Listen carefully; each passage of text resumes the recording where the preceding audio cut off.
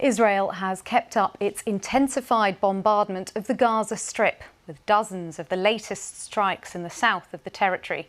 The Israelis had told Palestinians to head to southern Gaza for their own safety before a possible ground offensive. But some Gazans have moved back to their homes in the north because of shortages of food and water and because they don't feel safer in the south. Israeli forces say they've carried out limited incursions inside the Gaza Strip in the lead-up to a possible ground offensive. An army spokesman said one soldier was killed by an anti-tank missile fired by Hamas. The raids are also aimed at gaining information on the whereabouts of the more than 200 hostages being held in Gaza. A third convoy of more than a dozen aid trucks is at the Rafah crossing from Egypt, waiting for permission to head into Gaza. The head of the main UN agency helping Palestinians in Gaza says hundreds of truckloads of aid are needed every day rather than the few dozen which have been allowed in so far. The agency has called for fuel to be allowed in, with only a minimal supply left for hospitals, water, desalination plants and bakeries. Israel says it's not permitting fuel deliveries because they could be commandeered by Hamas. The Hamas-run health ministry in Gaza says the Israeli bombardment of Gaza has killed more than 5,000 people, including 2,000 children. Attacks by Hamas on Israel this month killed more than 1,400 people. Well, let's get more now from our chief international correspondent, Lise Doucette, who's in southern Israel for us. Lise. Yes, it's day 17 of the Israel-Gaza war, and Israel's Defense Minister Yoav Gallant has made it absolutely clear that this military operation could last as long as 3 months. We're getting more details in recent days from IDF spokesperson, making it clear that in this phase of their military operations against Gaza, they are using airstrikes, intensifying airstrikes. They say they're targeting Hamas infrastructure and senior Hamas political and military leaders. They say that overnight they hit some 320 targets. But reports from inside the Gaza Strip from Palestinians say that civilian homes are being hit without warning as the death toll there continues to rise. As we've been reporting, more than 5,000 now killed in the Israeli retaliatory airstrikes.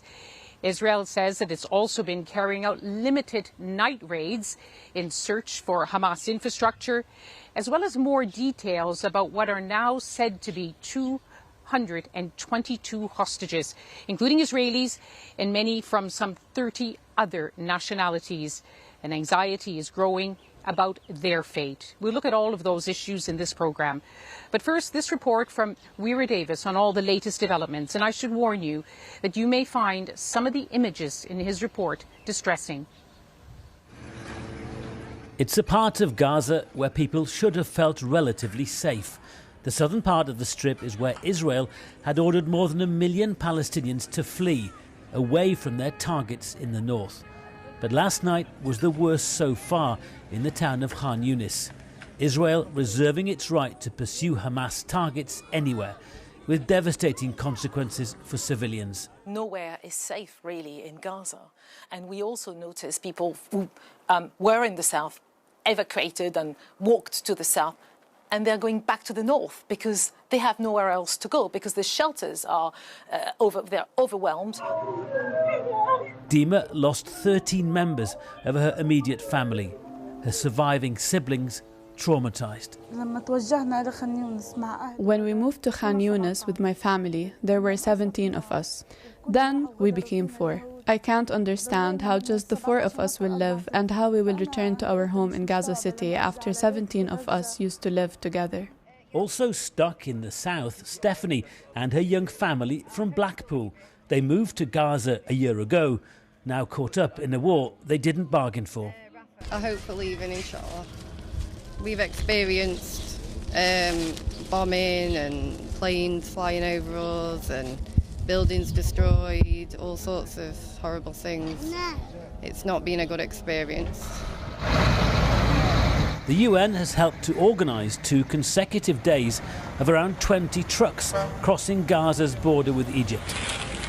Hopefully another today carrying basic medicines and food aid, but a lot less than the 500 daily trucks the UN says are needed.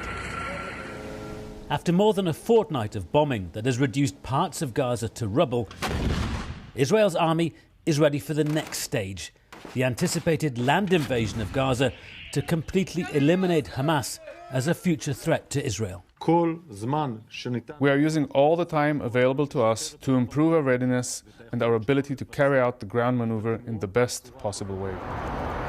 Israel's allies support its right to self-defense, but global leaders coming here emphasize the need for restraint, concerned about a wider regional conflict.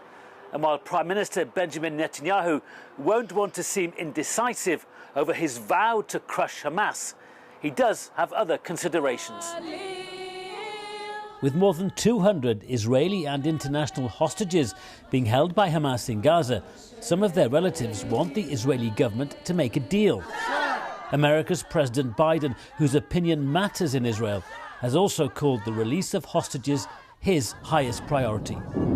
Trapped on a tiny sliver of land between the border and the sea, the fate of the hostages and Gaza's 2.1 million residents hangs in the balance, dependent on what Israel and also what Hamas does next. Willow Davis, BBC News, Jerusalem.